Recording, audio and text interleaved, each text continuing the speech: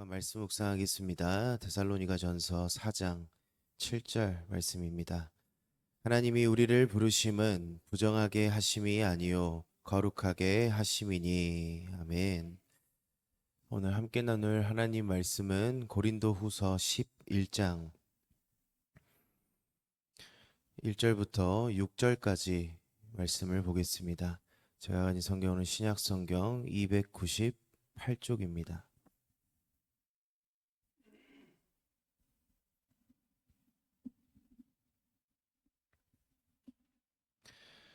고린도 후서 11장 1절부터 6절까지 말씀을 보겠습니다. 한 절씩 교독하도록 하겠습니다.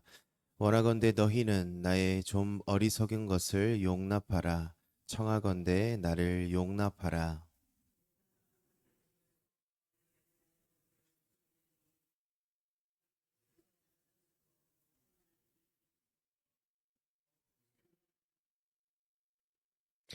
뱀이 그 관계로 하와를 미혹한 것 같이 너희 마음이 그리스도를 향하는 진실함과 깨끗함에서 떠나 부패할까 두려워하노라.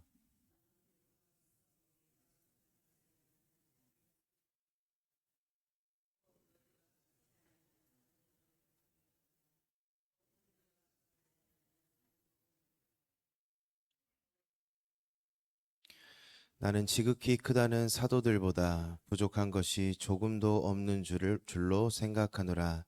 내가 비록 말에는 부족하나 지식에는 그렇지 아니하니 이것을 우리가 모든 사람 가운데서 모든 일로 너희에게 나타내었노라.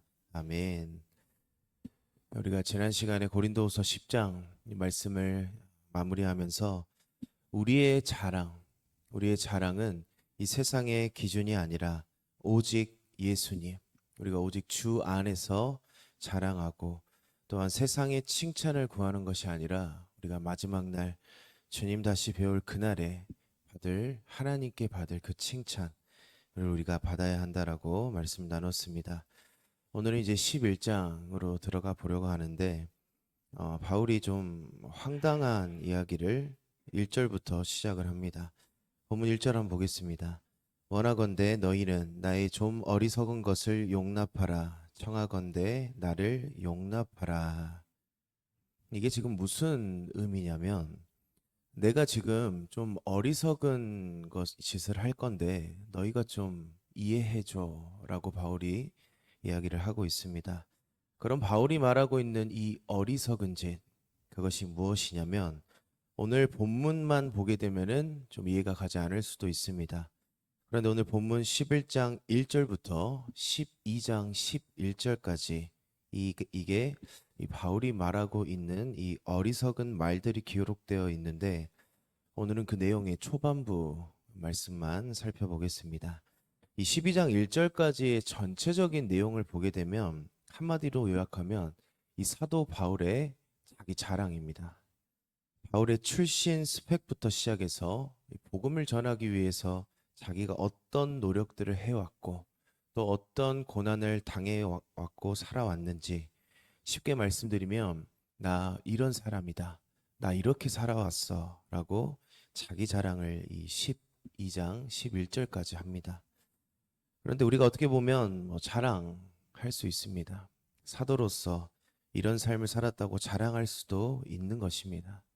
그런데 왜 바울이 이 자기 자랑을 어리석다라고 표현하냐면요. 지난 시간 우리가 10장까지의 말씀을 생각해 보면 답이 나옵니다. 바울이 이 10장 17절 바로 뒤에 절입니다. 금방 아까 전에 뭐라고 말을 합니까? 자랑하는 자는 주 안에서 자랑해라. 이 10장에서 너희가 세상의 추천서, 이 세상의 기준 그거 자랑하지 마. 주님 안에서 주님만 자랑해 라고 바울이 말했는데 바로 2절 뒤에 갑자기 스스로 어리석은 자가 되어서 자기 자랑처럼 보이는 사도권을 변호하기 시작합니다. 그렇다면 바울은 왜 자기가 그토록 싫어하고 이 어리석게 보이는 자랑을 할 수밖에 없었는지, 바울이 했던 말을 바꿔가면서까지 또 바울의 체면을 버려가면서까지 자기 스펙을 꺼냈고 또 자기가 당했던 자기가 열심히 했던 것들을 자랑하면서 이렇게 내놓는 그 이유가 바로 2절에 나옵니다. 본문 2절입니다.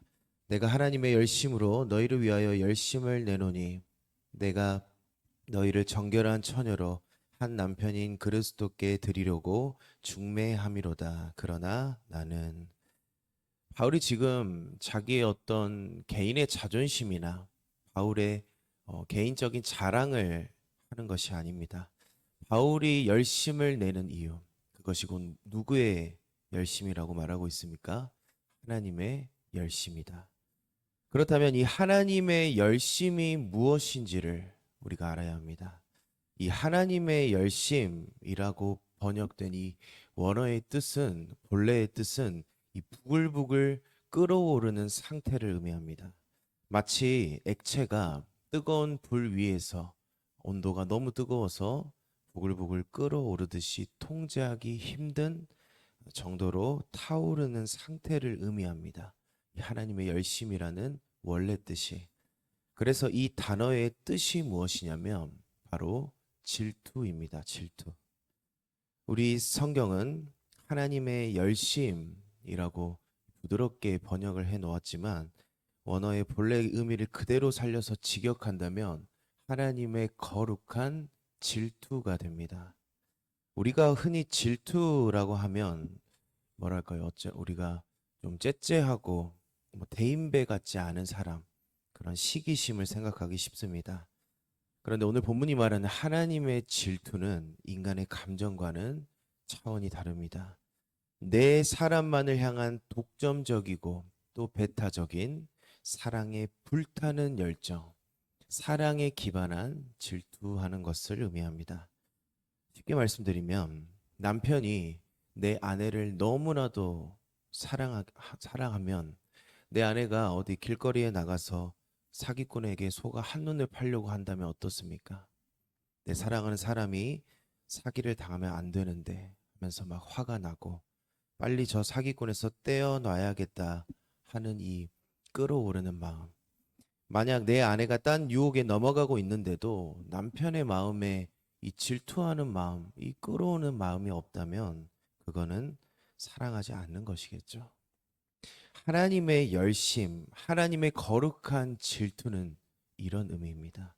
내 전부를 바쳐서 내 핏값으로 맺어진 내 신부가 지금 말도 안 되는 이 사기꾼에 당하는 모습을 볼 때 그 거룩한 질투. 그래서 바울이 2절 하반절에 자기를 무엇이라고 소개합니까? 나는 중매인이다. 당시 유대 사회에서 중매인은 단순하게 남녀를 소개시켜주는 고 끝나는 사람이 아닙니다.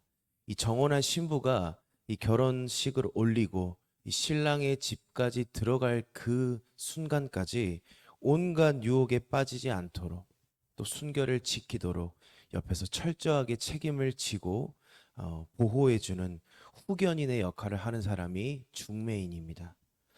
바울의 목적은 하나였습니다. 너희는 이미 신랑 되신 그 예수님과 약혼한 정결한 신부이고 나는 너희를 예수님께 무사히 안전하게 인도하는 중매인이다. 그런데 지금 이 귀한 신부가 어떤 상황입니까? 이 사기꾼 같은 거짓 사도들의 이 속삭임과 유혹에 홀딱 넘어가서 이 영적인 간음을 하려고 하니까 이 중매인인 바울의 이 마음이 어떻겠습니까?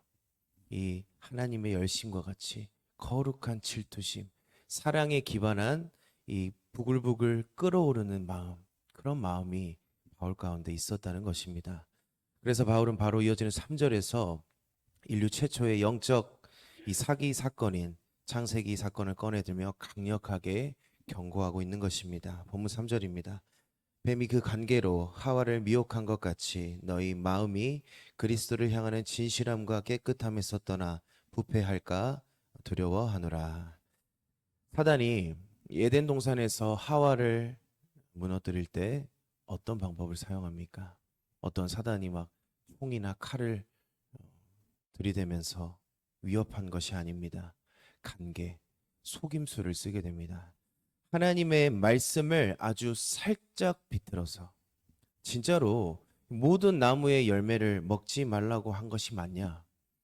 아마 이거 먹으면 하나님과 같이 될까 봐 하나님이 그러셨을 거야 하면서 달콤하고 부드럽게 속삭였습니다.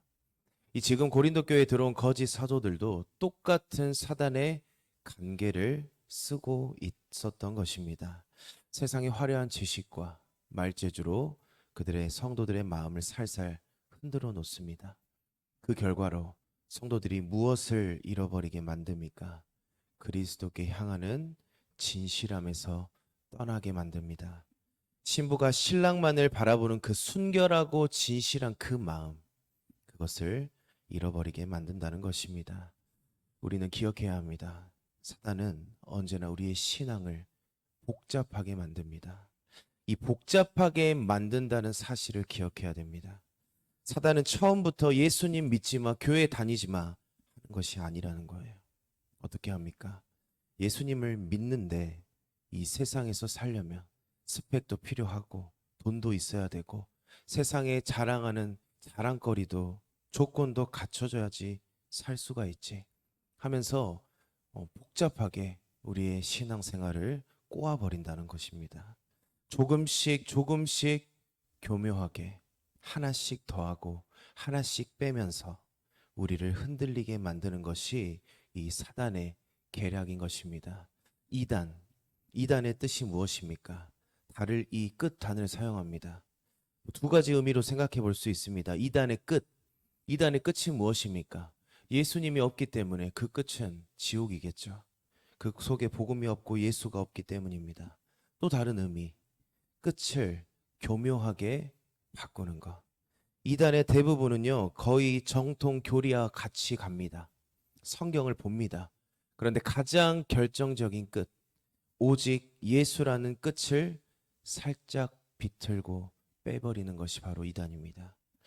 요한계시록 22장 18절과 19절에 보면은 하나님께서는 이처럼 말씀의 끝머리를 교묘하게 비틀고 장난치고 더하고 빼는 이 자들을 향해서 무서운 심판을 선포하십니다.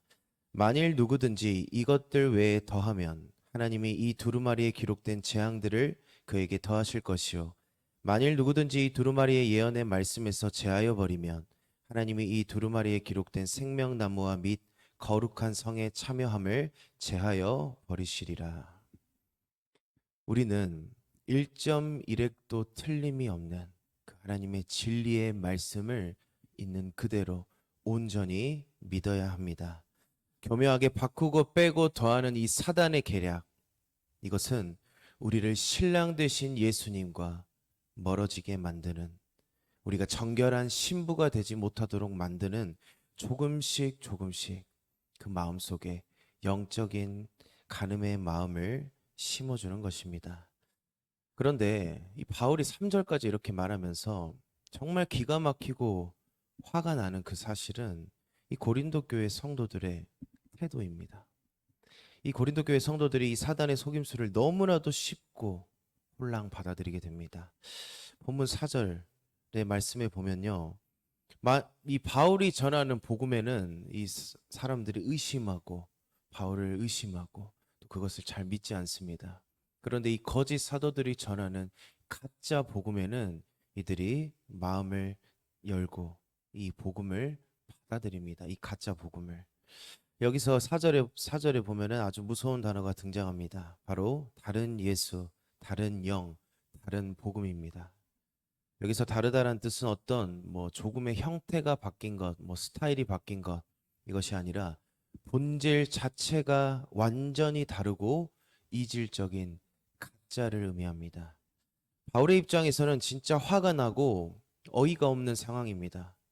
참된 복음을 열심히 눈물로 전할 때 아버지와 같은 마음으로 권면하고 이 바울이 전한 복음을 사사건건 의심하고 배척하면서 이 화려한 스펙을 가진 가짜 사기꾼들이 가져오는 이 거짓 사도들이 가져온 이 거짓 복음은 어쩜 그렇게 비판 한 번 없이 잘 받아들이냐는 바울의 이 피맺힌 탄식의 말씀이 4절 말씀입니다.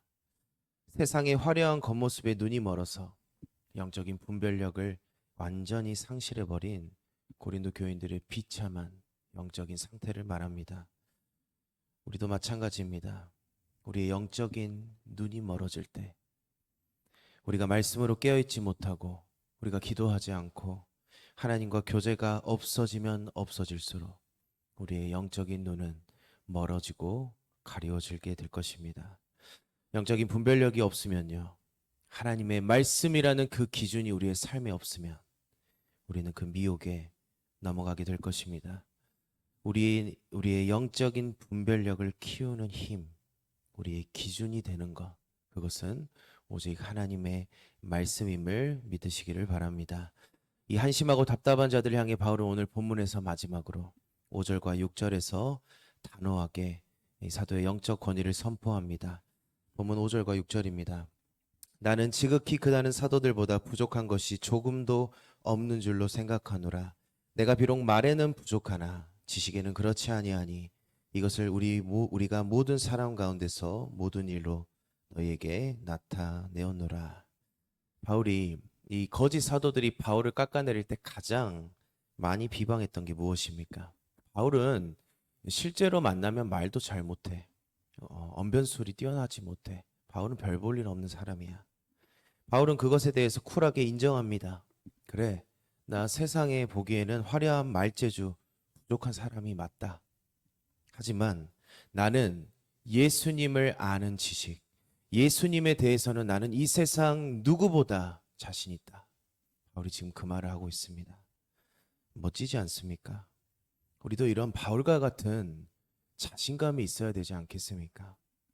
이 세상에서 내가 물질이 많고 어떤 높은 자리에 있고 뭐 가방끈이 길고 이 세상의 자랑이 아니라 세상의 기준에는 별 볼 일 없이 보일지 몰라도 오직 내 안에 살아계신 예수 그리스도 한 분만으로 당당해지는 거룩한 영적인 자부심이 우리에게 있어야 한다는 것입니다. 그 자부심은 말씀을 아는 지식으로 끝나는 것이 아닙니다. 바울이 6절 하반절에 뭐라고 말하고 있습니까? 내가 나타냈다. 내가 너에게 모든 일로 나타냈다. 이것은 말씀을 아는 것으로 끝나는 것이 아니라 순종하고 행하고 우리의 삶에서 드러내야 한다는 것입니다. 하나님의 말씀대로 이 세상 가운데, 이 어둠이 가득한 세상 가운데 우리가 들어가서 빛을 비추고 이 맛이 없는 이 세상 가운데 우리가 들어가서 예수의 맛을 내는 소금이 되고, 때로는 바울처럼 복음을 위해서 손해도 보고 낮아지고 예수님의 사랑을 실천하는 그런 삶, 우리의 삶이 그러한 삶이 되어야 할 줄로 믿습니다. 말씀 뵙겠습니다. 오늘날 우리가 살아가는 이 시대는 고린도 교회 때보다 훨씬 더 교묘한 이 사단의 관계가 판을 치는 세상입니다. 이 속삭임과 유혹에 흔들리지 않는 유일한 방법, 그것은 오직 하나, 나를 구원하신 하나님을 아는 것, 곧 말씀을 기준으로 삼는 삶입니다. 우리의 유일한 신랑은 오직 예수 그리스도 한 분뿐입니다. 이 복음의 유일한 절대적인 기준을 잃어버린다면 우리가 사단의 밥이 될 수밖에 없습니다. 오늘 이 아침에 영원한 기준이 되신 그 예수님의 말씀을 다시 한번 강력하게 붙잡으시는 모든 성도님들 되시기를 소망합니다. 기도하겠습니다. 거룩하신 하나님, 오늘도 말씀으로 우리의 심령을 깨워주시니 감사합니다. 우리의 삶의 기준은 오직 변하지 않는 하나님의 말씀임을 늘 기억하며 이 세상의 어떠한 유혹에도 흔들리지 않는 우리가 되도록 주님 함께하여 주시옵소서. 주님을 다시 배울 그날에 흠없고 정결한 신부로 주님께 칭찬받고 영적인 당당함을 이 세상에 드러내는 우리 모두가 되도록 주님 함께하여 주시옵소서. 다시 오실 예수님 이름으로 기도드리옵나이다. 아멘.